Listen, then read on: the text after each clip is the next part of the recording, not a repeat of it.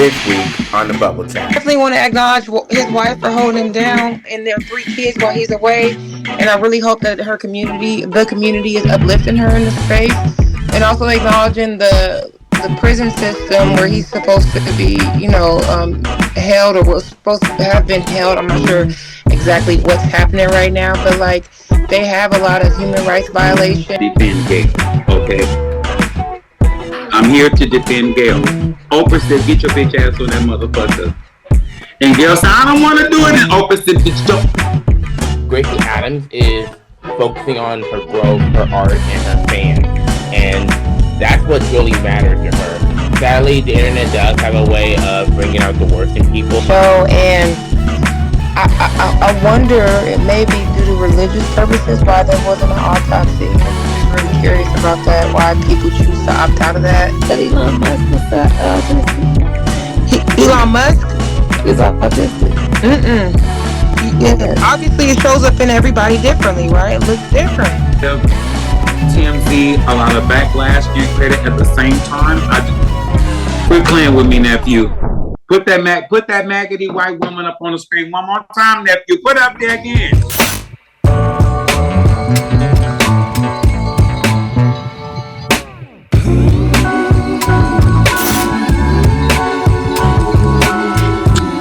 Hello, bubblers. Welcome to the Bubble Chat, space where culture, creativity, and conversation all collide. Whether you're tuning in while getting ready for the day, taking a break in between classes, or unwinding after a long shift, we're glad that you are here. This isn't just a podcast, it is a place to hear what's bubbling in the world, from pop culture headlines to under-the-radar stories that deserve more attention.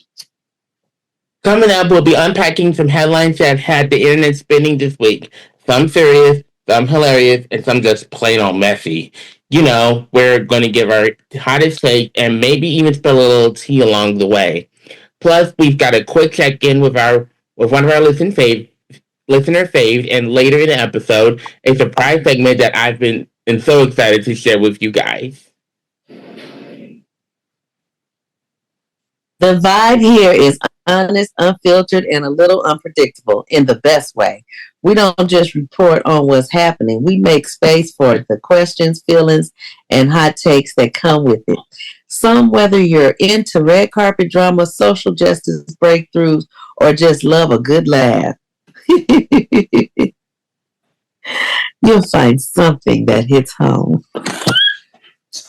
You'll also hear from folks behind the scenes, artists, creators, activists, and everyday people with stories that matter. This season, we're turning up the volume on new perspectives, creative projects, and conversations that go beyond surface level. We're not here to shout over the noise. We're here to make sense of it together. So grab your favorite drink, get cozy, or blast. I didn't get that, but I'm sorry. So grab your favorite drink, get cozy, or blast us on your next drop, because the Bubble Chat is just getting started. Make sure to subscribe, share with a friend, and get ready for a full season of realness, bold takes, and surprises that you do not want to miss. Now, as the legend Wendy Williams herself once said, let's get ready for hot topics. How you doing? Okay, so by now, many of you probably heard about the deeply upsetting situation involving Kilmar Armando Abrego Garcia. On Saturday, March 15th, Kilmar was wrongfully deported from Maryland to El Salvador, and move the Trump administration has chalked up to an administrative error.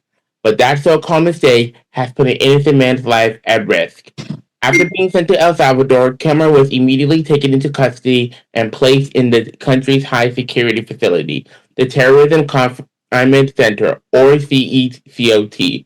The prison is infamous for its harsh treatment or detaininess. What makes this even more disturbing is that Kilmar has no criminal record in either the U.S. or El Salvador. No charges, no conviction, no trial. Despite the public outcry, former Florida Attorney General Pam Bondi, now a representative for the Salvadorian government in the U.S., is standing firm. She made it clear in the recent statement that Kilmar won't be coming back, and closed her comments with a blunt end of story.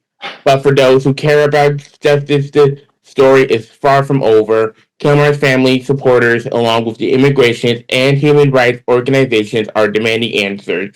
They're calling for his immediate release and return, pointing to this case as a tragic example of how flawed systems can ruin our lives. I just want to explain that as of recently, a senator did visit him. He is alive, Yeah. and he's still in El Salvador, but he is still alive. Um, but what I want to know is, how do we even begin to hold government accountable when an administrative error leads to someone like Kilmar being deported and in prison without any due process, especially officials like Pam Bondi are doubling down instead of acknowledging the harm done? I want to say that with all the ICE raids happening over the past few months, stories like Kilmar Garcia's really sits heavy on the chest. It absolutely breaks my heart to know that wrongful deportations and the bullying of immigrants can happen suddenly, without warning, without mercy. One moment you're living your life, the next you're being treated like a criminal for simply existing in a place you came to for safety and opportunity. And in Kilmar's case, I can't stop thinking about his family, especially his wife and children. The fear and uncertainty they're facing must be overwhelming. And Kilmar came to the U.S. like many others that came from abroad, escaping natural disasters and trying to build a better life for the people he loves. That's not a crime. That's courage and resilience. What really gets me is that Kilmar has no criminal record, none. Yet he was deported and thrown into COT, a maximum security in prison in El Salvador that's known for being inhumane.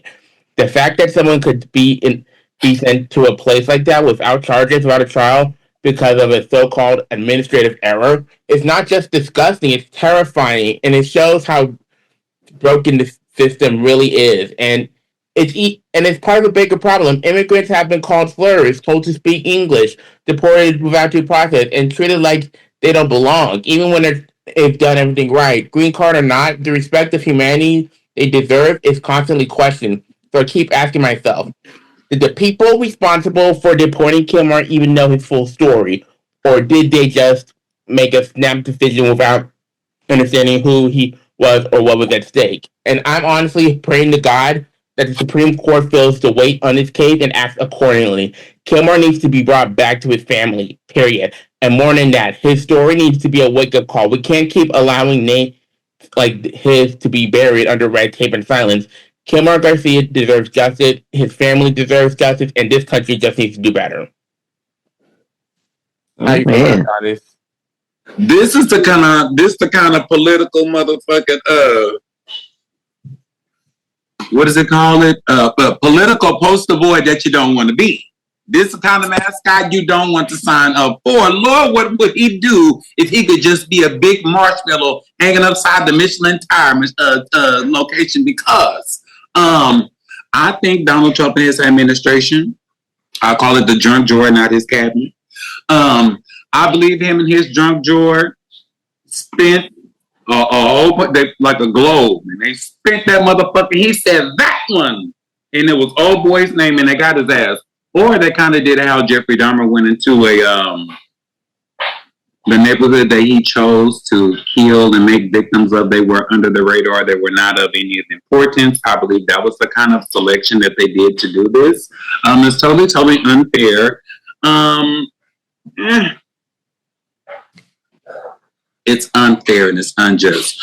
Whether he's an illegal immigrant, a green carded citizen, has citizenship, the lawlessness of it all. They got that purge. This that new purge. We ain't got to kill nobody. We just gonna kill you trying to fuck you up.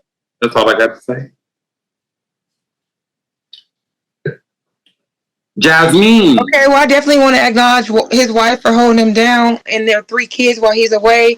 And I really hope that the community is uplifting her in the space, and also acknowledging the prison system where he's supposed to be, held or was supposed to have been held. I'm not sure exactly what's happening right now, but like they have a lot of human rights violations, allegations of abuse. overcrowding and all the things, and just recognizing that prison is a place of trauma and cultivates violence and all the things, and just after this, it's quite possible that he'll be a different person, and that's sad because there are the babies that are involved in all the things. Like they're impacted, and I'm grieving for them in a sense. This is a big change, and I hope that they get some type of justice from this and peace in the end. And I hope they're made to feel some type of whole, because this is a big ass deal. And just also recognizing social media is fucked up in the sense that what the White House was tweeting, like he'll never be back or some weird shit. I don't know the direct quote. Like, what are you? Who is behind It seems like he's a political sacrifice. Who's doing that? To do it to one for it to be okay. What you feeling, Mama? How you feel about it, Shea? I agree with all of y'all, and I just think it's very traumatizing, and you can't never fix it. You can't unscramble that egg. Ooh, scrambleina. Well, we're gonna do prayers up and fist pumps of justice and righteousness for the party and the family that are involved. Mm-hmm. I'm on with it. Let's talk about Katy Perry's recent journey to space with Blue Origin. She was part of an all-female crew that included journalist Lauren Sanchez and broadcaster Gayle King, among others. The mission lasted just 11 minutes, but ignited a significant backlash. Critics like Olivia Moon and Emily Ratajkowski, One Hope, I said that right. Is that Ratatouille, baby? Labeled the trip at glutinous and planet destroying, questioning the environmental impact and purpose of such a brief excursion. In response to criticism, Katy Perry has chosen a low-key approach. She posted a photo on Instagram of her daughter Daisy lunchbox captioned, "Back to the best reality, packing school lunch," signaling a return to her daily routine amidst the controversy. Considering the environmental concerns and public perception, how should celebrities navigate the balance between personal experiences like space travel and the broader implications of their actions?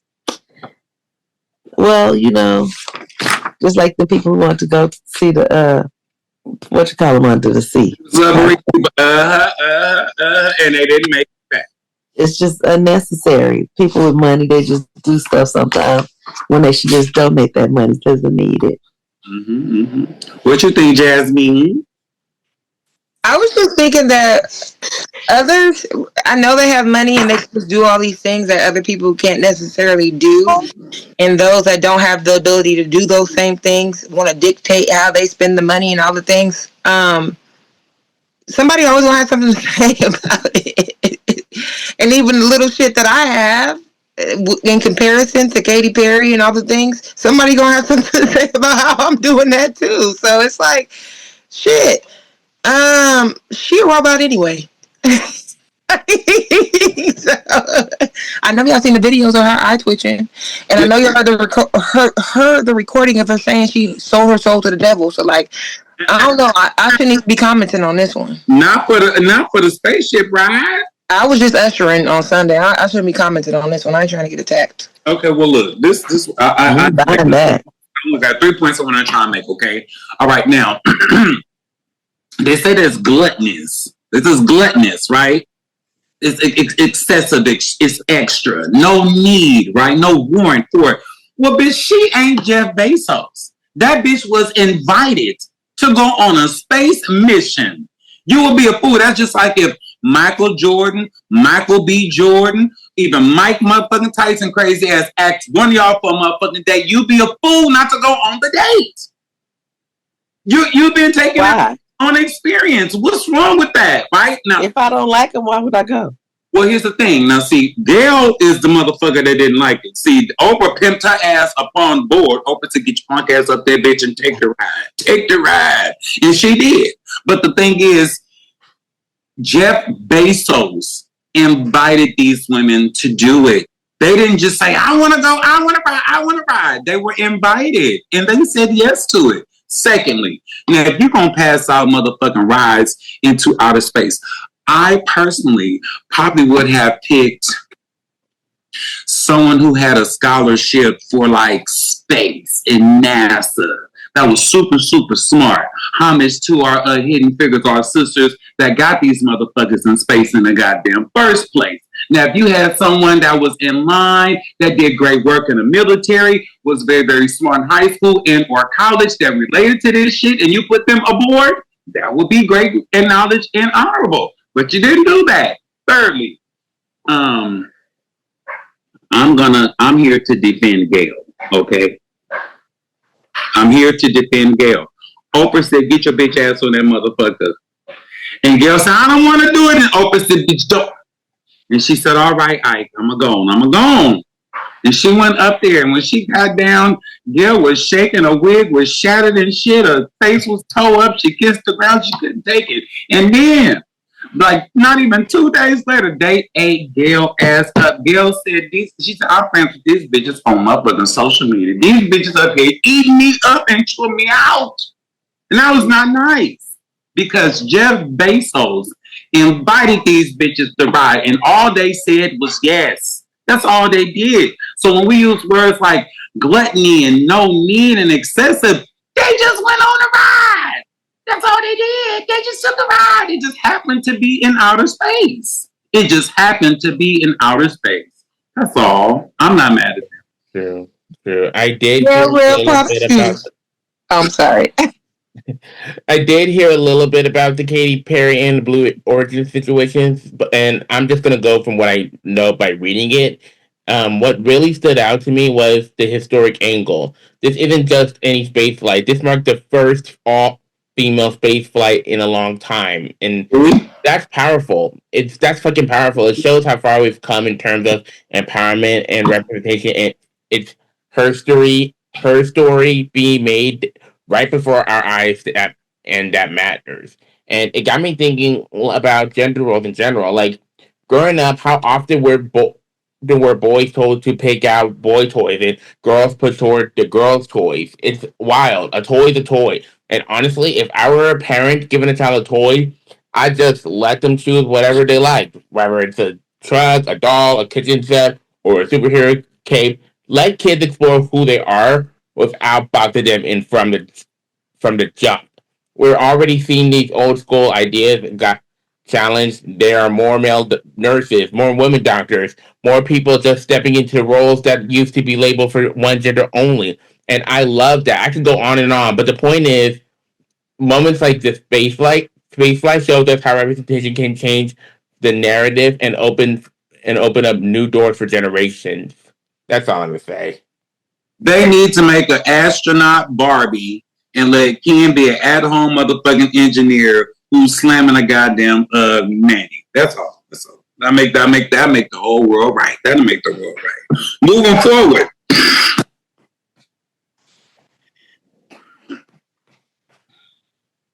If you spent any time on TikTok lately, you probably heard of Gracie Abrams' song, That's So True. It's become a viral anthem for emotionally honest, and it helps cement her status as one of pop's most relatable voices. But with that, visibly comes a flood of online commentary. Some of uplifting, some of it may be harsh.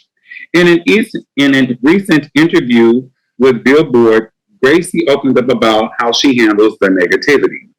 She shared that she actively avoids reading harmful comments on social media, saying, I can know that 10 people a day are having a conversation on Twitter. That's cool for them. I'm just going to mind my own business. Really? Gracie explained that focusing online negativity makes her feel less present in her own life and less connected to the people that she actually cares about. She emphasized that it's not beneficial for her personal well-being or her creative process. Gracie also mentioned that paying attention to such comments is boring as hell. And if she doesn't see the negativity, it doesn't exist. This approach allows her to maintain her focus on music and personal relationships without being bogged down by external criticism. Gracie Abrams chooses to ignore negative comments to protect her mental health and creativity. In today's digital age, where artists are constantly exposed to public opinion, how effective is this strategy? Can completely tuning out criticism be beneficial, or does it risk disconnecting from constructive feedback? You know, in a world where artists, especially women, are constantly being scrutinized for every little thing, seeing someone set those boundaries is powerful. Gracie Adams is focusing on her growth, her art, and her fans, and that's what really matters to her. Sadly, the internet does have a way of bringing out the worst in people. It's like folks forget that there's a real person behind the screen, and I get it. Not everyone's going to like the same singer or the same sound. That's totally fine. But what's not okay is when the criticism turns hateful, when it crosses into sexism, racism, homophobia, or any kind of bullying in general. That's not a difference of opinion anymore. That's just cruelty. And honestly, it's plain and fucking simple. If you don't like someone, just scroll after, hit the X button and go. No one's forcing you to watch, listen, or follow. The energy people put into dragging someone down could be used for literally anything more productive. It's exhausting to see hate spread so freely when supporting or simply ignoring is an option. And I think Grace's attitude is a good example, not just for the other artists, but for all of us. You don't have to dim your light just because someone else is uncomfortable with it. If anything, let it shine brighter. All right. I agree with you, JoJuan. Okay, here's the thing, right? And I can only go on my own little personal experience because as of right now, I'm almost 5,000 followers on Instagram, baby, but I got official 90,000 followers on motherfucking Facebook. I done blew up and I've been going viral. I'm having my little moments. And in my comment section, my yard of comments, I tell the people, come on in the yard, let's talk about it. Oh, baby. Now, all I'm giving is my honest reaction to the action or the caption that you see on the screen, okay? Whatever it may be, whoever is doing it, gay, trans, straight, black, white, I don't care, law enforcement, civilian. If you're doing something stupid, you see me, I'm talking about you. Baby, they be talking about, oh, he's zesty, and they be like, in your eye bags, your eyes are wrinkled, and they be going in. They be going in, and, you know, all I do is I go on their page. A good petty troll that I am. I go on their page, baby, and I go down all their little pictures and I screenshot fucked up raggedy shot. And that is the picture that because I'm talking to this person right here. And I put it in the comment and then I said what I'm gonna say. And it's not always me. It's not always me. I'm not always negative in my comments. I'll be like, I agree. I didn't see what you're saying is not what I said. I said this, you're saying that, and you know there's a difference of opinion. But you can't fight everybody, baby. You can't fight the algorithm, baby. You be in Mario Brothers land fighting forever. And I learned that my first night because I tried to. I had about 2,600 comments, baby, and I addressed about a good 338 of them. I knew I had said something, and I just got tired, and I was sleeping. I went to sleep with my phone like I had a stroke when that phone was in my hand. So I just said, Gracie, just let it go. Just let it go. It's a TKO, baby. It is a technical knockout. It's a technical knockout. Take it from Teddy P and me. Just let it go. You can't fight the algorithm. Come on, Jasmine. You on mute. I feel like I didn't have too much for this section, this segment. I feel like y'all hit the nail on the head. Don't you feel the same, Shay? Yes, ma'am. Okay. No, I'm still laughing at you last week. You tried to cut the show. You tried to cut that shit short. Oh my gosh, you know I got a phone call afterwards. you Joel trying to chop me up. not today and not Stop, girl. I was Okay. tired, boss. I was tired. Okay, go ahead. This one need to end by 9:30. Uh-oh. Now she doing it. She done caught it. Okay. I'll try my best. A couple of months ago, we discussed the sudden passing of actress Michelle Trachtenberg, noting that her family had chose not to disclose her cause of death at the time. Now, the New York Office of the Chief Medical Examiner has confirmed that Michelle died from complications related to diabetes, and her death has been ruled as natural. Michelle, known for her roles in Buffy and Gossip Girl, was found unresponsive in her New York City apartment on February 28th. Cause of death was undetermined due to her family's objection to an autopsy, allowing only an external examination. Reports indicate that Michelle had recently undergone a liver transplant, a procedure that can lead to a condition called new onset diabetes after transplant, also known as NODAT, in approximately 30% of the cases. This condition arises due to medications like steroids and immunosuppressants used post transplant. Considering the challenges in diagnosing and managing conditions like diabetes, especially when compounded by other health issues like organ transplants, how can we better raise awareness and ensure individuals receive the necessary care and monitoring? This made me think about James Evans, how one kid had him and it was saying there was abuse and there was no abuse. I mean, shit, even Wendy Williams asked, even though she's not passed on. It's just really, really good to have a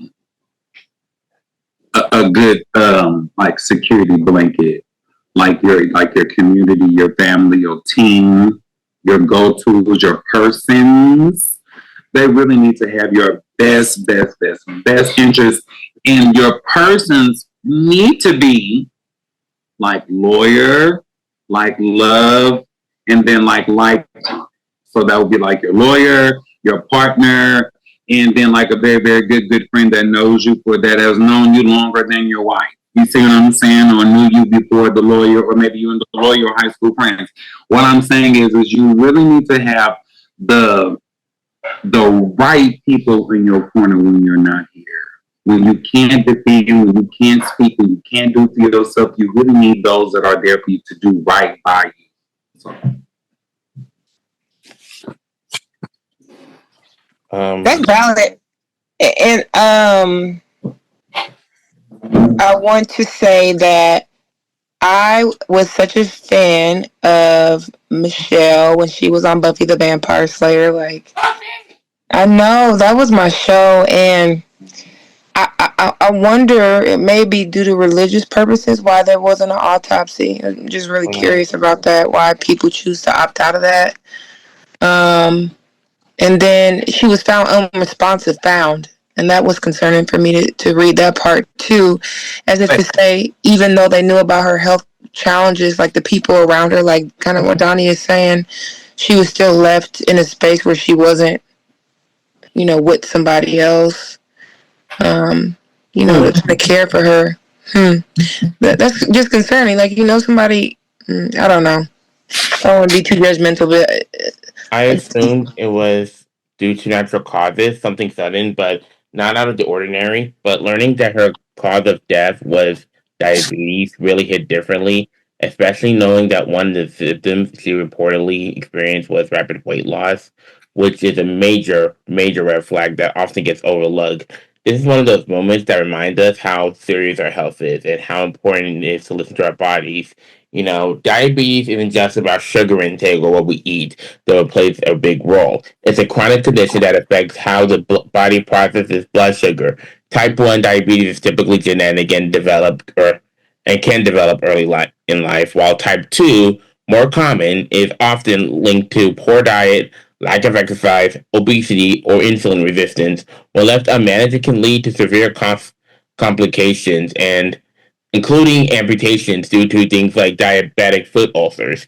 These ulcers can happen when poor circulation and nerve damage prevents wounds from healing properly, which can lead to infections and irreversible damage. And her what happened to Michelle is heartbreaking, and it's also a wake up call. We hear about these health risks all the time, but sometimes we don't realize how real they are until someone we admire is taken by them. I'm torn, right? I'm torn because she had a transplant. She had diabetes, and then she got that NODAT. That's that NODAT. That's what it said. NODAT. I would be highly upset. After I lost my leg, and they gave me a fake when they said, "Nigga, we need you to know that," and filled it in with a terminally ill answer. That's not nice. That's not nice.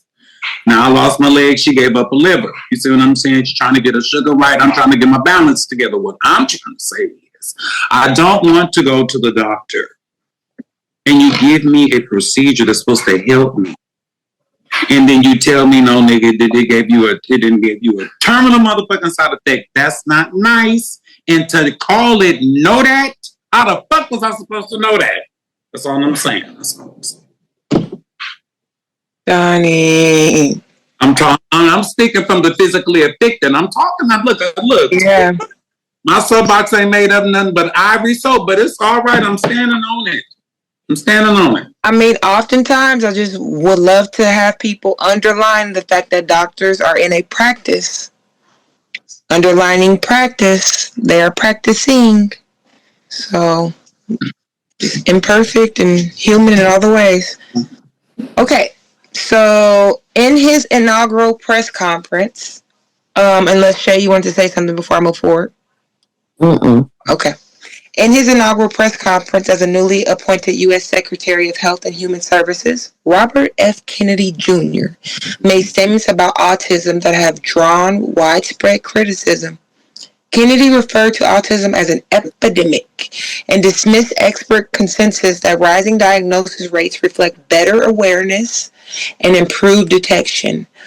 He vowed to identify environmental causes of autism, a stance that contradicts the prevailing scientific understanding that emphasizes a combination of genetic and environmental factors. Notably, Kennedy made inflammatory and inaccurate remarks suggesting that children with autism will never pay taxes, hold a job, go on a date, and more, asserting that autism destroys families. These assertions have been widely denounced as false and stigmatizing by autism advocates, medical professionals, and parents. Celebrities Rosie O'Donnell and Holly Robinson Peete, both of whom have children with autism, condemned Kennedy's remarks, emphasizing the children's abilities and achievements. Peete highlighted her 27-year-old son, RJ's employment with Los Angeles Dodgers and his role in bringing purpose and unity to their family. Given the backlash to RFK Jr.'s statements and the achievements of individuals with autism, how can public discourse be steered towards a more accurate and respectful understanding of autism spectrum disorder?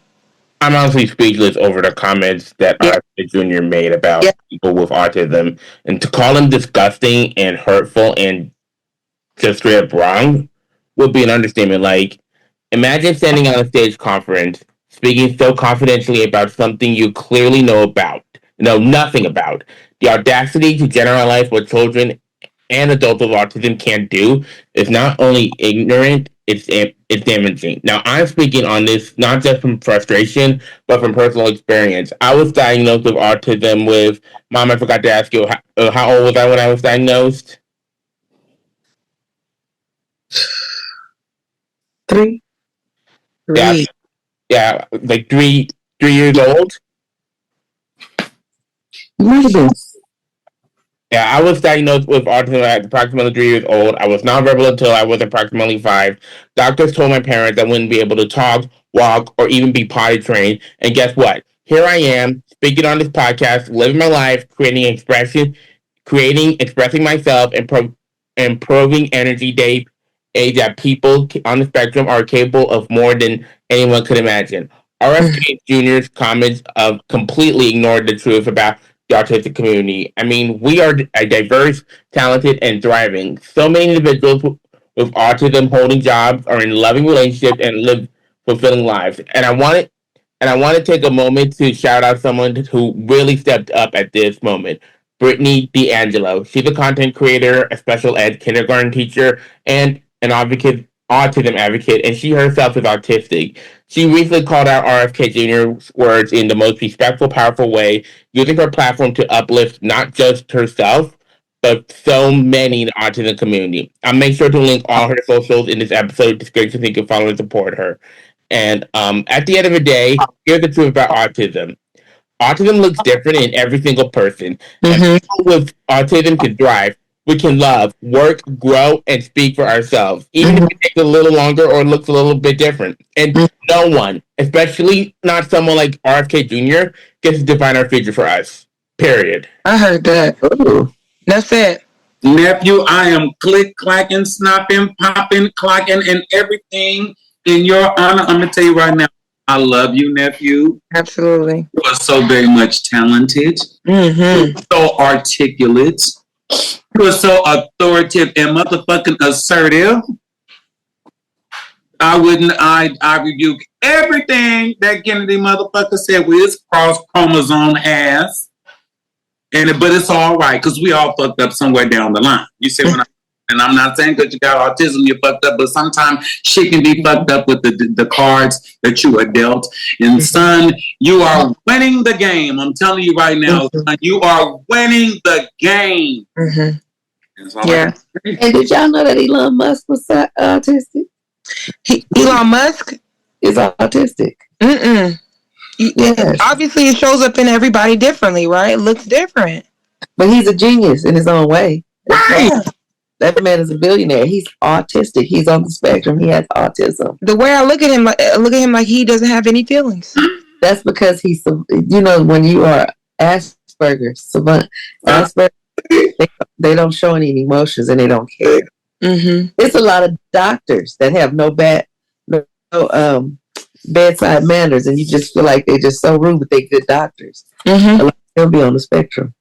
Yeah.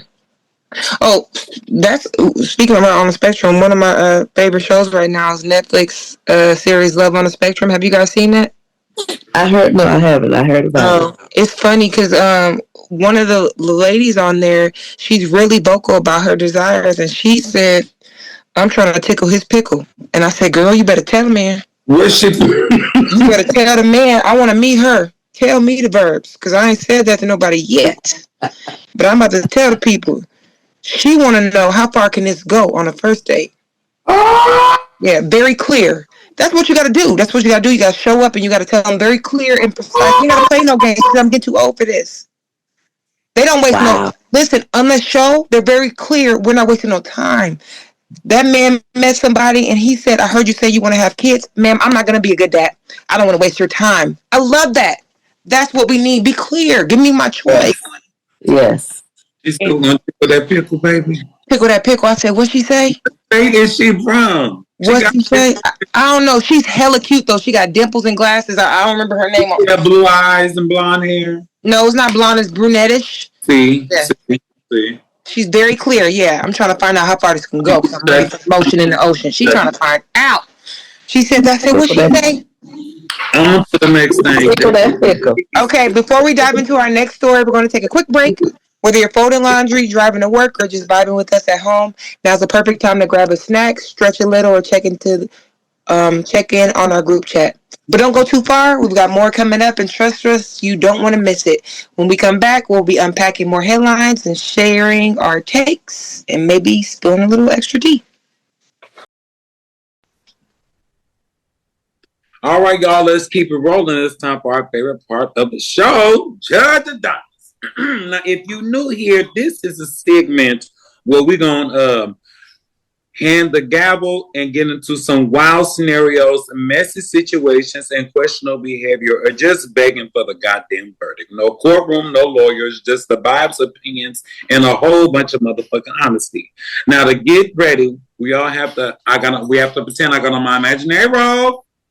Now, I was playing karaoke, so my microphone will be my gavel today.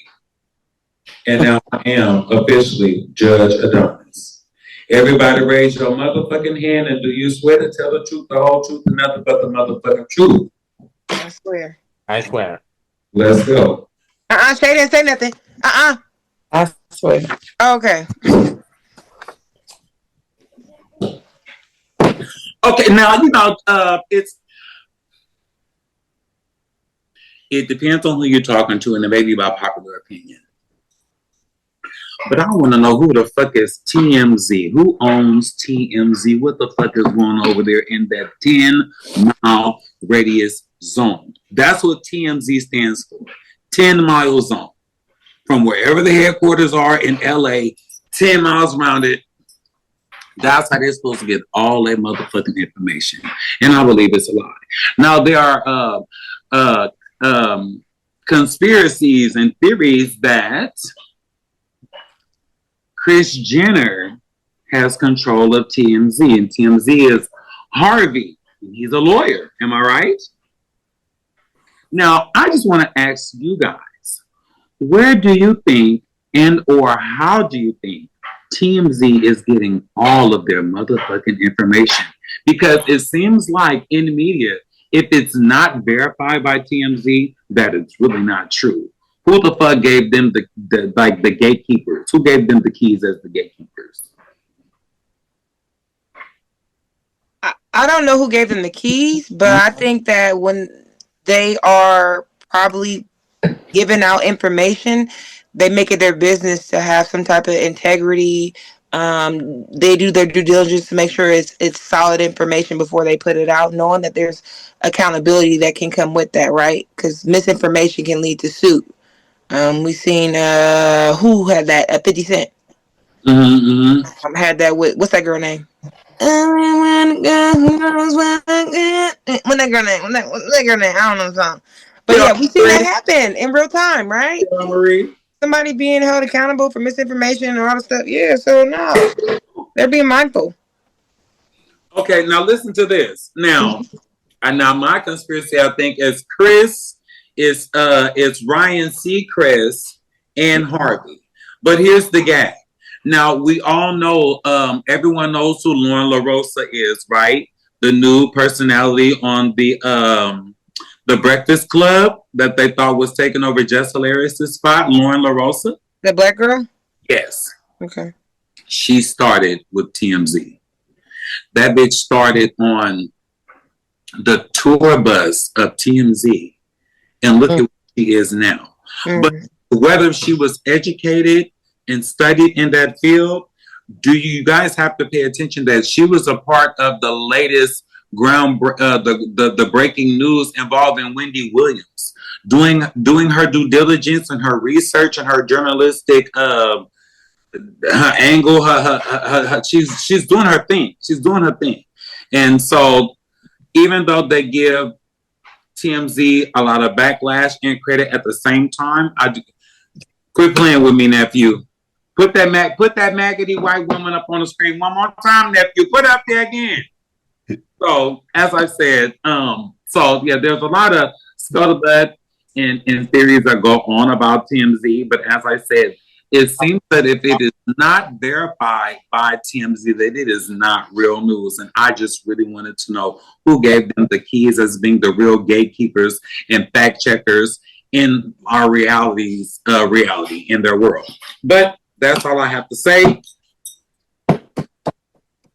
Can't beat the gavel I can't hit the gavel too hard because it's a microphone. But this is what I'll do.